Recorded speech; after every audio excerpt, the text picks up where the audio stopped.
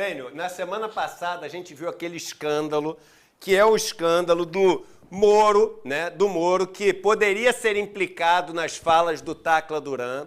E eu estou usando tudo aqui no futuro do pretérito. A gente não sabe, mas era o que ele dizia, né? O Tacla Duran falava, olha só, eu tenho provas, eu vou mostrar, eu tenho áudios, eu tenho capturas de tela, eu tenho fotos, etc. E eu vou aqui, eu preciso fazer um depoimento. Depoimento que nunca tinha acontecido e ninguém nunca entendeu por que nunca aconteceu esse depoimento.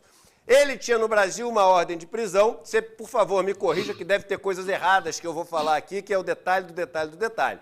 O Lewandowski, pouco antes de sair do Supremo Tribunal Federal, tomou uma decisão e essa ordem de prisão caiu, né, ou foi suspensa, ou revogada, não sei o termo exato para se utilizar, do Tacla Duran. Ele vinha ao Brasil para prestar esse depoimento, o país inteiro estava ansioso por isso. Na sexta-feira, o depoimento estava marcado. Na quinta-feira, um desembargador, que é do TRF4, né, lembrando que juiz é da primeira instância, desembargador da segunda instância, ele suspende a suspensão.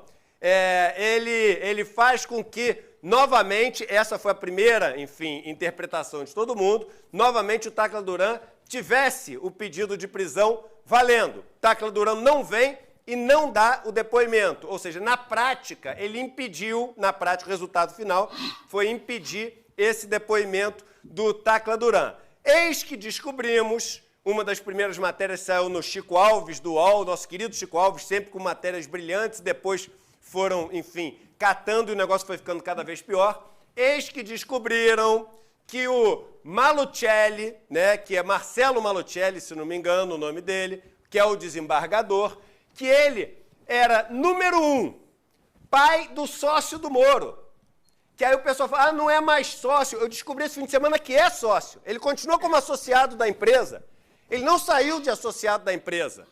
Ele está lá ainda como associado da empresa de advocacia lá do Moro. Então, o cara que tomou a decisão que beneficia o Moro, se é que o Moro está implicado nisso, como o Tacla Duran diz, é pai do sócio do Moro. Logo depois, Lauro Jardim solta a seguinte pérola. Não é só isso não, é compadre. Porque o filho dele namora a filha do Moro. Aprendemos na prática o que é a tal da relação do compadrio, que a gente não sempre ouve falar e não sabia. E aí o Malucelli já falou, não, eu não revoguei nada. Aí foi apagado, né, um post, uma decisão, mas como as redes sociais hoje permitem que você resgataram o negócio, aí o cara ficou mal na fita e agora parece que vai para o CNJ para poder ver ali se tem alguma coisa que merece punição. Esclarece para a gente, como a gente não falou desde então, me diz o que você achou dessa relação entre o Malucelli, Moro, Tacla Duran, se isso foi, enfim, uma coisa moralmente correta ou se tem boi na linha aí? Gado, no caso. Deixa eu trazer mais um ponto só para o Lênio falar. Edu, é isso que você falou no finalzinho. O CNJ abriu um procedimento para analisar a ordem de prisão dada pelo desembargador para o Tacla Duran, só para dar mais um elemento para o Lênio falar para a gente. Bom dia, Lênio. Oi, bom dia. Oi, Roberta. Os dois aí vão tirar meu emprego, porque eles contaram tão bem a história que eu não preciso acrescentar nada, porque o Eduardo está formado já e disse bem certinho, bem isso que aconteceu. Bom dia a todos vocês. Bom dia. Está corretíssimo. Vou aqui agregar uma informação que ninguém deu ainda aqui. Vocês sabiam que durante a Lava Jato houve um episódio que o ministro Fachin se deu por suspeito porque ele era padrinho de casamento ou padrinho dos filhos de um dos advogados da época, de um caso lá que aconteceu, não sei se vocês lembram. Então, só para dizer isso, que a história do padrinho e compadre, que agora está se levantando, tem uma espécie de precedentes, assim, né? À época, o ministro Fachin disse, olha, não posso participar disso e tal, porque o advogado foi meu afilhado de casamento ou de um dos filhos, algo assim. E aí ele se retirou da causa, naquele momento. esse caso aí também é compadre, né? E aí tem uma sucessão de coisas. Essa é a crônica de um erro e de uma atrapalhada, até porque no fim quem levou a culpa foi o estagiário. Sim, a assessoria levou a culpa, porque algumas coisas são evidentes no direito.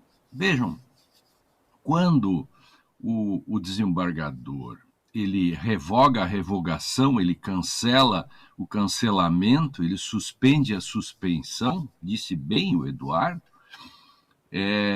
isto jamais significaria ressuscitar a ordem de prisão.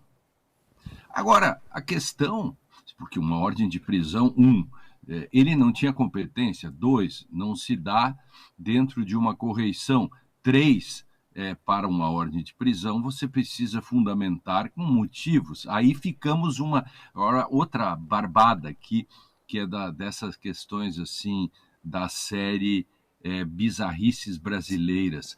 O Tacla Duran ele teve uma ordem de prisão porque ele saiu do Brasil. E agora ele teria outra ordem de prisão por querer voltar ao Brasil. Você dá conta disso, Eduardo? O Brasil não é um país para ele, definitivamente, hein, Lênio? Aí o cara... Primeiro, 6, 7 anos eles não ouvem ele quer falar. Ele é o sujeito que, eu quero contar coisas. Eu tenho prisão contra mim. Deixa eu só falar o que eu quero. Ninguém deixava. Aí tinha ordem de prisão. Por quê? Porque ele fugiu. Foi para Espanha. Agora ele disse assim, vou voltar. O juiz disse, volta para cá. O juiz disse, aqui vai ter toda a segurança, você vai depor. Aí o outro juiz disse assim, vou prender você de novo. Por quê? Porque você quer voltar ao Brasil. Não, só um pouquinho, conta aqui para mim. Contem, né? Essas coisas têm que ser levadas com mais seriedade. E não podem ser feitas ideologicamente desse modo. A mistura da moral com a política nesse ponto, porque esse é o ponto lá de trás. O lavajatismo, que é anterior à própria Lava Jato, que é produto lá de 2013 e uma série de outras coisas, o lavajatismo é a paradoxal moralização da política e desmoralização da política, nesse jogo do des. E a moral faz a fagocitose do direito. Já não há mais direito, há a vontade pessoal do juiz. Isso aconteceu com o Sérgio Moro. Aliás, eu disse isso para o Sérgio Moro em 2015, num debate face-to-face com ele, dizendo isso, e até fiz algumas brincadeiras com ele com relação a essa coisa, avisando do que ia acontecer. Isso em 2015, em abril de 2015. Então, fagocitar o direito, a vontade pessoal, como os juízes tinham e o Ministério Público pretensões políticas, e a gente viu que isso era verdadeiro, o direito desapareceu. E engraçado, com tudo o que aconteceu, nós ainda continuamos com o imaginário lavajatista no ar. Ele é um espectro, né? Ele está aí. Então, de repente, volta tudo. E aí tem mais uma coisa ainda.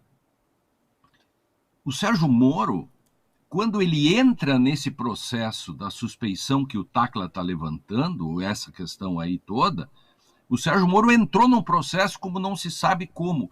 Sabe qual é a consequência disso? Ele pode estar anulando seus próprios atos lá atrás, porque quem entra num processo para falar dos processos com interesse próprio está mostrando que antes, quando julgava, já estava suspeito. Pois é. E, Lênio, os jornais e as agências chegaram, né, a noticiar que o TRF4, que é o Tribunal Regional Federal, tinha publicado um pedido de prisão e apagado logo em seguida. Depois da explicação veio que a assessoria de imprensa do tribunal se enganou e publicou um texto equivocado, corrigindo na sequência. Estranho, né, Lênio? Bem estranho. Aí é o seguinte, Roberta, aí vem toda uma questão, né? Eu gostaria que o CNJ fosse tão expedito e tão duro assim com relação a isso, quanto vai ser os TRF com assessoria de imprensa, porque a assessoria de imprensa pode escrever, vai ser punida provavelmente por isso. Agora, cá para nós. Como que a assessoria de imprensa ou o estagiário, lá, sei lá, poderia ter feito essa interpretação se isso não viesse à ordem do gabinete dizendo: revogamos a revogação e, portanto, a prisão vale de novo. E foi a notícia que surgiu no Brasil todo. No Brasil todo a manchete era: Tacla Duran tem nova prisão decretada. Quando se vai ver, na verdade, era uma espécie assim de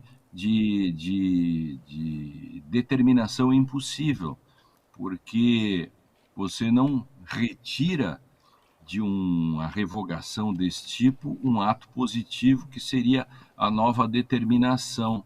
Então, todo esse episódio mostra apenas que o CNJ e as instituições têm que tomar muito cuidado, porque a cada passo o velho regime, digamos assim, o velho regime lavajatista, ancien lavajato, né, alguma coisa assim, brincando um pouco, que é com aquela dos franceses, do ancien regime, do novo regime. Aqui o ancien lavajato, ele está sempre pronto para voltar à cena. Por pouco ele não voltou aí, né? Ele sempre está na vigilância, né?